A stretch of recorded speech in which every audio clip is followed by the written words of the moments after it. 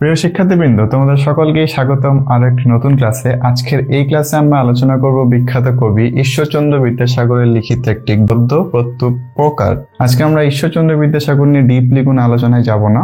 আজকে আমরা আলোচনা করব প্রত্যুপকার গল্পটি নিয়ে এবং শুদ্ধ বাংলা ভাষায় যাকে বলে সেইভাবে আমরা বিশ্লেষণ করব, যেন তোমরা খুব ইজিলি জিনিসগুলো বুঝতে পারো। তো চলো দেরি না করে শুরু করি আমাদের আজকের ক্লাসটি। দেখো, প্রত্যুপকার যে গল্পটি রয়েছে এই গল্পে মেইনলি তিনটা ক্যারেক্টার রয়েছে, ঠিক আছে? এই তিনটা ক্যারেক্টারের উপর দিয়ে, অর্থাৎ এই তিনটা ক্যারেক্টারের আলোচনা দিয়ে পুরো গল্পটি সামনের দিকে অগ্রসর হয়েছে। দেখো, প্রত্যুপকার গল্পটি পড়ার সময় আমরা এই তিনটি চরিত্র খুব বেশি আমরা দেখতে পাবো। তার মধ্যে একজন রয়েছে খলিফা মামুন, যিনি কি খলিফা অর্থাৎ শাসনকর্তা, পুরো রাজ্যের শাসনকর্তা ছিলেন তিনি খলিফা মামুন।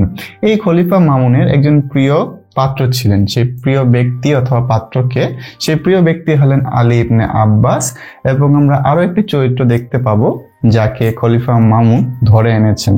আচ্ছা, তো চলো শুরু করে আমাদের আজকের গল্পটি। দেখো কি হয়। একদিন আলী ইবনে আব্বাস খলিফার নিকট বসে আছেন। এমন সময় হাত পা বাঁধা এক ব্যক্তিকে তার সামনে আনা হলো। ঠিক তখন খলিফা আলী ইবনে আব্বাসকে হুকুম করলেন, তুমি এই ব্যক্তিকে নিজ বাসায় নিয়ে গিয়ে বন্দি করে রাখো এবং কাল আমার সামনে নিয়ে আসবে। রাজার ভাব দেখে মনে হলো তিনি সেই ব্যক্তির উপর অনেক রেগে আছেন। আলী ইবনে আব্বাস খলিফার কথা মতো সেই ব্যক্তিকে বাসায় নিয়ে আসলেন এবং জিজ্ঞেস করলেন, তোমার জন্ম কোথায়?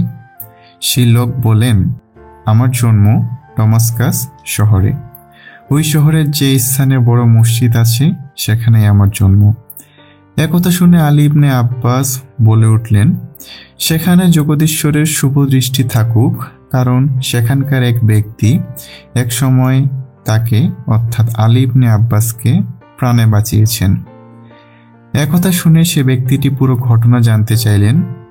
আলী ইবনে আব্বাস বলতে শুরু করলো যে বহু বছর আগে ডমাস্কাস এর শাসনকর্তা পদচ্যুত হন।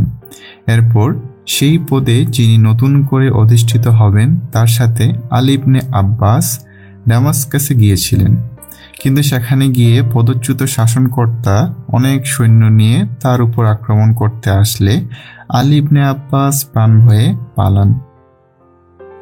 এমন সময় এক ব্যক্তির নিকট তিনি আশ্রয় গ্রহণ করেন। মাসখানেক সেখানে অবস্থান করার পর সেই ব্যক্তি আলী ইবনে আব্বাসকে বিশাল আয়োজনের মাধ্যমে তার নিজ দেশ অর্থাৎ বাগদাদে পাঠান। সে যাত্রায় আলী ইবনে আব্বাসের প্রাণ বেঁচে যায়।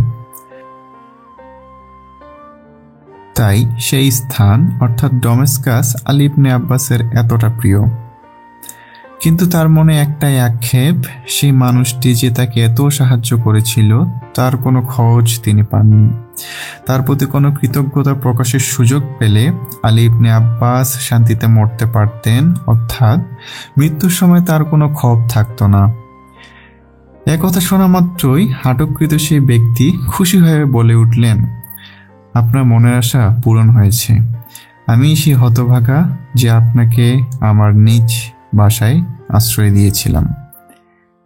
একথা শুনে আলী ইবনে আব্বাস চমকে উঠলেন এবং কিছুক্ষণ পরীক্ষা নিরীক্ষা করে দেখার পর তিনি তাকে চিনতে পারলেন। আলী ইবনে আব্বাস তাকে জড়িয়ে ধরলেন এবং তার হাত পায়ের বাঁধনগুলো খুলে দিলেন। তখন তিনি বলে উঠলেন, কিছু খারাপ লোক হিংসা ও শত্রুতা করে তার ব্যাপারে খলিফার নিকট দোষারোপ করেছে। আলী ইবনে আব্বাস বললেন, তোমার কোনো ভয় নেই, তুমি স্বাধীন তোমার শহরে ফিরে যাও। কিন্তু সেই ব্যক্তি আলী ইবনে আব্বাসের কথা শুনলেন না, কারণ তিনি ভালো মতোই জানতেন রাজা তাকে না পেলে আলী ইবনে আব্বাসকে হত্যা করবেন।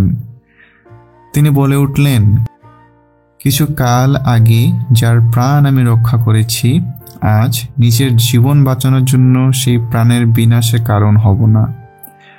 পরদিন আলী ইবনে আব্বাস খলিফার সামনে উপস্থিত হন এবং সকল ঘটনা তিনি খলিফাকে খুলে বলেন। খলিফা ছিলেন অনেক মহামতি ও উন্নত চরিত্রের পুরুষ। তিনি সেই ব্যক্তির দয়াশীল ও ন্যায়পরায়ণতার জন্য খুশি হন এবং অনেক উপহার সামগ্রী সমেত তাকে ডমাস্কাসে ফেরত পাঠান। এভাবেই সমাপ্তি ঘটে প্রত্যুপকার গল্পটির। বস্তুত এ রচনায় দুজন মহৎ ব্যক্তির কাহিনী বর্ণিত হয়েছে, সেই সাথে খলিফার মহত্বও এ রচনায় প্রকাশিত হয়েছে। সো আজকে এই পর্যন্তই।